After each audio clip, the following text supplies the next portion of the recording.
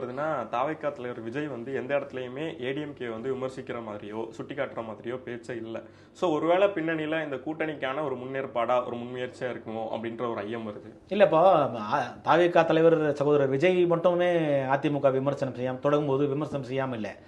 யாருமே யார் இயக்கம் காணுகிற போதும் திமுக தான் பிரதான எதிரியாக இருக்கிறார்கள். காரணம், திமுக இந்த நாட்டுக்கு வேண்டாத ஒரு கட்சின்னு கட்சி ஆரம்பிக்கிறவங்க எல்லாருமே நினைக்கிறாங்க. அண்ணன் வைகோ, அண்ணன் விஜயகாந்த், அண்ணன் சரத்குமார், இப்போ ஆரம்பித்திருக்கக்கூடிய அண்ணன் விஜய், எல்லாருமே வந்து திமுக இந்த நாட்டுக்கு தேவையில்லாத ஒரு கட்சின்னு அவங்க நினைக்கிறாங்க. அதனால திமுகவை தான் எதிர்த்து பேசுறாங்க. ஒன்று. ரெண்டாவது, யார் கட்சி தொடங்கினாலுமே எம்ஜிஆர் ஆட்சி தரன்னு தான் சொல்றாங்களே தவிர யாரும் இது வரைக்கும் கருணாநிதி ஆட்சி தரன்னு யாருமே சொன்னதில்லை. அப்போ ஏற்கனவே நான் சொன்னதுக்கு இது வலு சேர்க்கிற மாதிரி இந்த பாயிண்ட் உங்களுக்கு புரியும்னு நினைக்கிறேன் நான். அதனால கருணாநிதி ஆட்சி தரன் இதுவரைக்கும் யாரும் சொல்லல, இனிமேலும் சொல்ல முடியாது. எம்ஜிஆர் ஆட்சி தரன் தான் சொல்றாரு. ஸ்டாலினே ஒரு இடத்துல பேசும்போது எனக்கு பெரியப்பா எம்ஜிஆர் ஆட்சி தரணும்னு நான் நினைக்கிறேன் நான் அப்படின்னு சொல்லி ஸ்டாலின் சொல்றாரு. அப்பா ஆட்சி தர கருணாநிதி ஆட்சி தரன்னு சொல்லி அவரே சொல்லல. சத்யா ஸ்டுடியோவில் நடந்த ஒரு மீட்டிங்ல நீங்க எடுத்து பார்த்தீங்கன்னா இருக்கும் வலைவலி.